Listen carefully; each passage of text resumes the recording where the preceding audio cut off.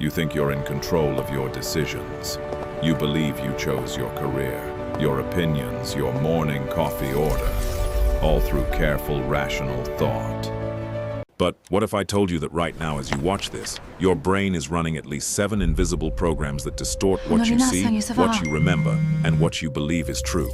These aren't rare glitches. They fire every single day. I'll take this one. The most dangerous part, they're designed to feel like clarity. In the next 10 minutes, you're going to learn 7 psychological tricks your own mind uses to manipulate you. Tricks backed by decades of research in cognitive science and behavioral psychology. You'll understand why you remember things that never happened, why you think you predicted events you didn't, and why your brain actively hides information from you to keep you comfortable. This isn't self-help. This is a field guide to the machine between your ears. And once you see these patterns, you will never unsee them. Let's start with the one running right now, confirmation bias. Your brain doesn't search for truth. It searches for agreement. Every time you form a belief about politics, about a person, about yourself, your mind begins filtering the world to confirm that belief and quietly discarding everything that contradicts it. This isn't laziness, it's architecture. Your prefrontal cortex prioritizes cognitive efficiency over accuracy. It's cheaper, metabolically, to reinforce an existing belief than to rebuild one from scratch. Here's a real example. In 2009, researchers at Ohio State University gave participants news articles, some supporting their political views, some opposing them. Participants spent 36% more time reading articles they already agreed with. But here's the part that should unsettle you. When asked afterward, most participants said they had read both sides equally. They weren't lying. They genuinely believed it. Their brains had edited the experience in real time. Your brain edited the experience before you could even question it. Your brain doesn't evaluate things in a vacuum. It evaluates them relative to the first piece of information it receives. This is called anchoring. When you see a jacket marked down from $400 to $190, you don't think, is this jacket worth $190? You think, I'm saving $210. The original price is the anchor, and it doesn't even have to be relevant. Nobel laureate Daniel Kahneman demonstrated that even random numbers from a spinning wheel, influenced people's estimates of completely unrelated facts. The first number your brain receives becomes the gravitational center of every judgment that follows.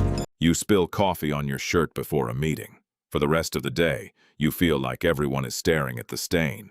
They're not. This is the spotlight effect. The belief that other people notice you far more than they actually do. In a landmark study at Cornell, researchers asked students to wear an embarrassing t-shirt, a large image of Barry Manilow's face, into a room full of peers. The students estimated that about half the room noticed the shirt. The actual number, less than 25%. One insult can erase 20 compliments.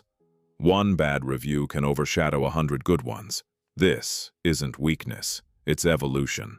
Your brain is wired to prioritize negative information because for most of human history, the cost of ignoring a threat was death, while the cost of ignoring a reward was just a missed opportunity. Psychologist Roy Baumeister summarized decades of research in one sentence: bad is stronger than good. Brain imaging studies show that negative stimuli produce a larger surge in neural activity than equally intense positive stimuli. Your amygdala, the brain's threat detector, responds to negative images in under 200 milliseconds. That's faster than conscious thought. You feel the danger before you know what you're looking at. No matter how hard I try to forget it, that moment just follows me everywhere. The update. But we're after every stock market crash, every election upset, every I failed called it relationship. months ago. Someone says, I knew it all along. No, they didn't.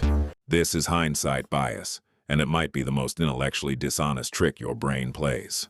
Once you know the outcome of an event, your memory physically restructures itself to make that outcome feel inevitable. The neural pathways associated with the correct answer strengthen.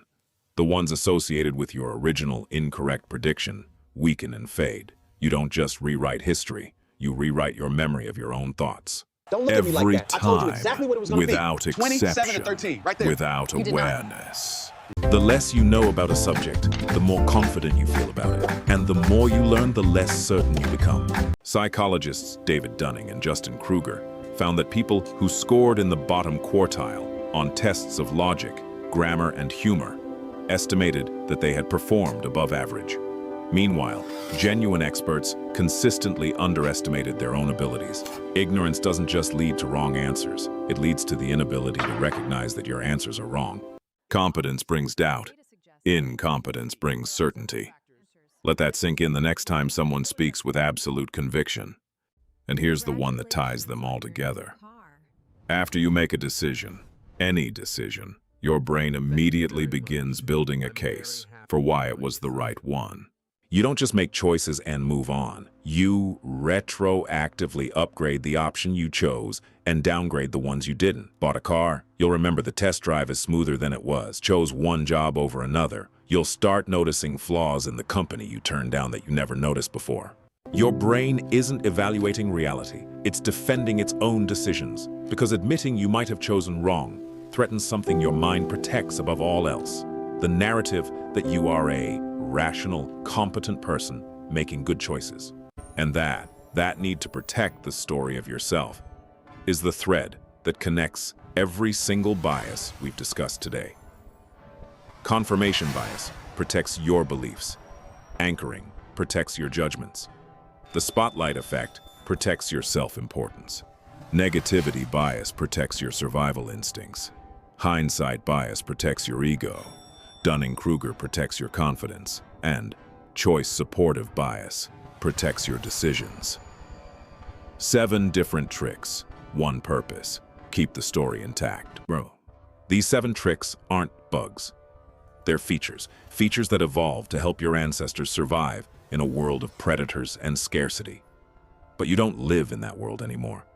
You live in a world of information overload, complex decisions, and social media algorithms that exploit every single one of these biases for profit. The first step to thinking more clearly isn't learning more. It's noticing the moments when your brain is thinking for you. Pause before you agree too quickly. Question the confidence that comes too easily. And the next time you're absolutely certain about something, treat that certainty as a signal to look again. The pause is the power. If this changed how you think about thinking, share it with someone who needs to hear it. And if you want to go deeper into the psychology of everyday decisions, there's more on this channel. Subscribe, and I'll see you in the next one.